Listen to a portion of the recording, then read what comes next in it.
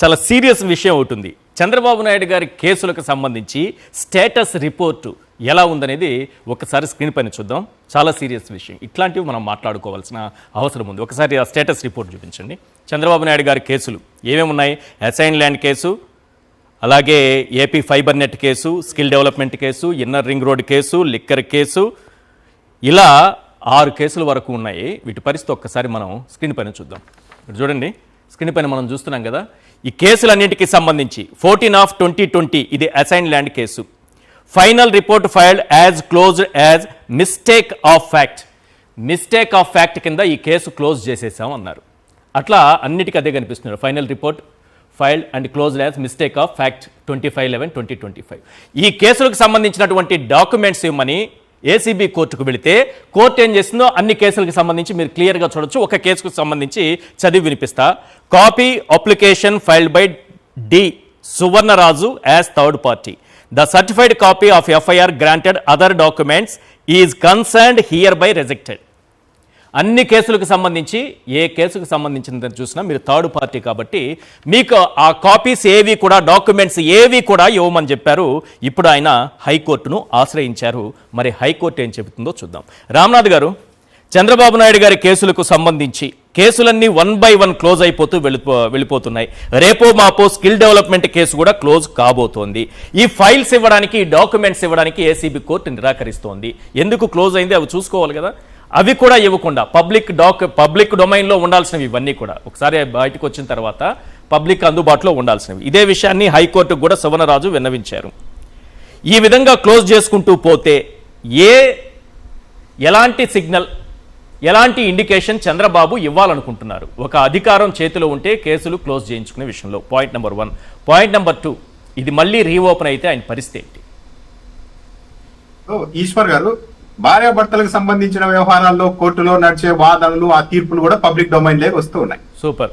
సరే, భార్యాభర్తల మధ్య వ్యవహారానికి సంబంధించి ఆ డాక్యుమెంట్లు మీకెందుకయ్యా అంటే అర్థం కానీ ఇది పబ్లిక్ మనీకి సంబంధించిన వ్యవహారం. ఈ కేసులో గోప్యతను న్యాయ వ్యవస్థ పాటించడం అనేది న్యాయ వ్యవస్థకే ప్రమాదం. ఏదో ఒక పాయింట్ దగ్గర రాజకీయ నాయకులు, అధికారులు కాంప్రమైజ్ అవుతారు అన్నది గ్రహించే ఈ రెండింటిని మానిటర్ చేయడానికి న్యాయ వ్యవస్థను తెచ్చారు. ఎందుకంటే వాళ్ళ పరస్పర ప్రయోజనాలు ఒకరి మీద ఆధారపడి ఉంటాయి.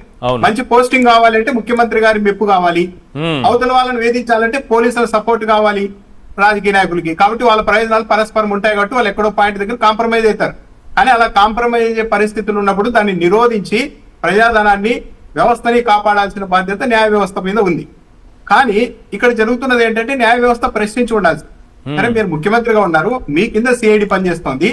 గతంలో కేసులు పెట్టిన వాళ్ళు కొంతమంది డైరెక్ట్ గా కేసులు పెట్టిన వాళ్ళు ఉన్నారు, కొంతమంది పెట్టిన వాళ్ళతో కూడా ఇప్పించేసుకొని కేసులు రిజెక్ట్ చేసుకుంటే, కొట్టేయించుకుంటే ఇది పద్ధతి కాదు కదా, బ్యాడ్ ప్రాక్టీస్ కదా అని న్యాయ వ్యవస్థ కూడా అడిగి ఉండాల్సి. కానీ అది అడిగినట్టు లేదు. అయితే ఏ న్యాయమూర్తి అయినా సరే ఒక తీర్పు ఇచ్చినప్పుడు తన తీర్పును గర్వంగా బయట పెట్టుకుంటారు. తన తీర్పు అనేది రాబోయే కేసులకు ఒక ప్రామాణికంగా ఉండాలని ఎవరైనా అనుకుంటారు. కానీ ఇక్కడ ఎందుకు ఆ పరిస్థితి లేకుండా పోతుంది అన్నది కూడా ఒక ఆందోళన కలిగించే అంశం. ఇక్కడ ఏంటంటే కొద్ది రోజుల క్రితం మీకు గుర్తుండే ఉంటుంది ఈశ్వర్ గారు, స్వయంగా హైకోర్టులో రాష్ట్ర ప్రభుత్వం తరఫున డబ్బులు తీసుకుంటూ చంద్రబాబు నాయుడు గారి కేసులను కూడా వాదిస్తున్న సిద్ధార్థ లూత్రా గారు హైకోర్టులో ఏసీబీ కోర్టు న్యాయమూర్తిని బదిలీ చేయాల్సిందిగా నేను సిఫార్సు చేశానని హైకోర్టులో చెప్పారు. కరెక్ట్. యాక్చువల్లీ ప్రభుత్వానికి కూడా ఆ రైట్ ఉండదు. అవును, చెప్పారు. అంటే ఏంటి, న్యాయమూర్తిని కూడా వీళ్ళు ఏమన్నా ఒత్తిడి చేశారా, ఒత్తిడి చేస్తున్నారా అనడానికి ఇక్కడ అవకాశం ఏర్పడుతుంది. అవును. ఇంకోటి ఏంటంటే, సరే ఇప్పుడు ప్రశ్నించేటప్పుడు ఈ తీర్పు బయటకు వస్తే ప్రజలు చదువుకొని సరే ఓకే ఈ పాయింట్ మీద చంద్రబాబు నాయుడు గారి మీద కేసు కొట్టేశారులే అని అనుకుంటారు. అవును. ఏదో ఒక పాయింట్ అని అంటే ప్రజలకు చూపెట్టడానికి ఈ కేసులు కొట్టివేయడానికి సహేతుకమైన ఒక్క పాయింట్ కూడా, ఒక్క కారణం కూడా లేదా? అందుకే ఇవన్నిటిని గోప్యంగా ఉంచుతూ ఉన్నారా? అంటే బయటకు వస్తే ఏ కారణంతో కొట్టేశారు మీరు, ఏ కారణంతో సిఐడి ఇలా వ్యవహరించింది అని ఎక్కడ నిలదీస్తారు అని దర్యాప్తు సంస్థలు భయపడి అసలు మొత్తం బయటకు రాకుండా చేస్తూ ఉన్నాయా? ఆందోళన కలుగుతుంది. ఎందుకంటే ఏదో ఒక పాయింట్ అన్నది ఉండి ఈ పాయింట్ మీద, ఈ గ్రౌండ్ మీద కేసు కొట్టేశారని చెప్పుకోవడానికి ఉండేది, నమ్ముతారు కూడా ప్రజలు. సరే, కానీ అది కూడా లేదా అన్న ఆందోళన కలుగుతుంది. గతంలో చంద్రబాబు నాయుడు గారు వీలైనంత వరకు తన కేసుల్ని స్కేల్ మీద నడిపించేవారు.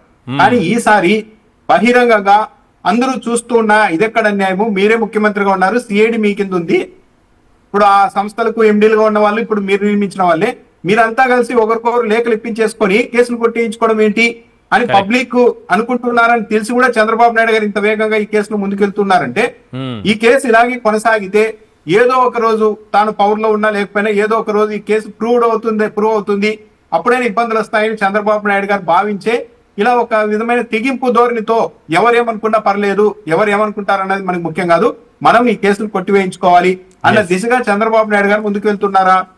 హైకోర్టుకు వెళ్లారు సువర్ణరాజు గారు, నాకు తెలిసి హైకోర్టులో అక్కడ ఇవ్వాల్సిందిగా ఆర్డర్ వస్తాయని అనుకుంటున్నాం. ఒకవేళ న్యాయ వ్యవస్థలో అలాంటి పరిస్థితి రాకపోతే రాజ్యాంగం న్యాయ వ్యవస్థకు ఇచ్చిన ఒక కిరీటాన్ని తీసి రాజకీయ నాయకుల దగ్గర పెట్టినట్టు అవుతుంది.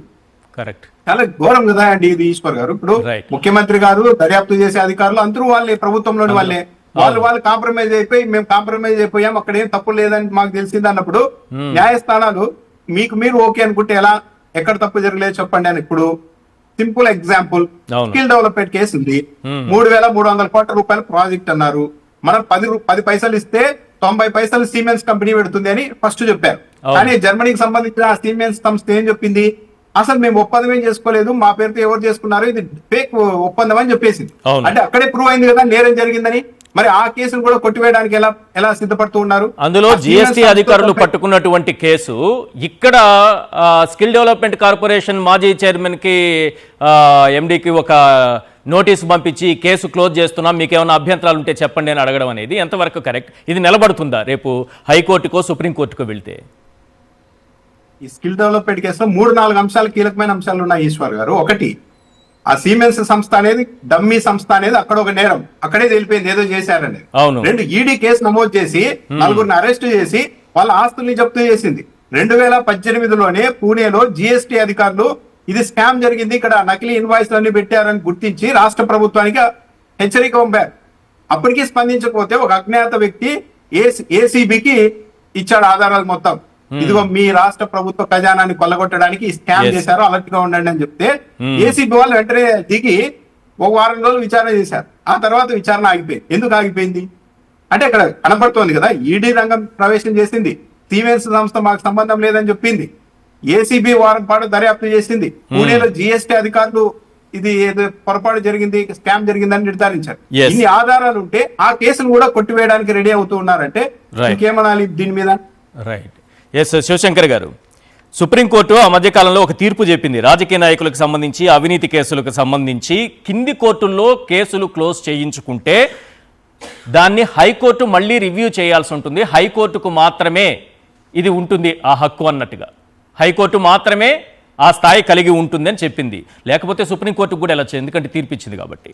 ఒకవేళ హైకోర్టు ఈ కేసులు క్లోజ్ చేయించుకోవడం కరెక్ట్ కాదు అని తేల్చిందంటే అది మొత్తం వ్యవహారం మళ్ళీ బాబు మేడకు చుట్టుకుంటుందా?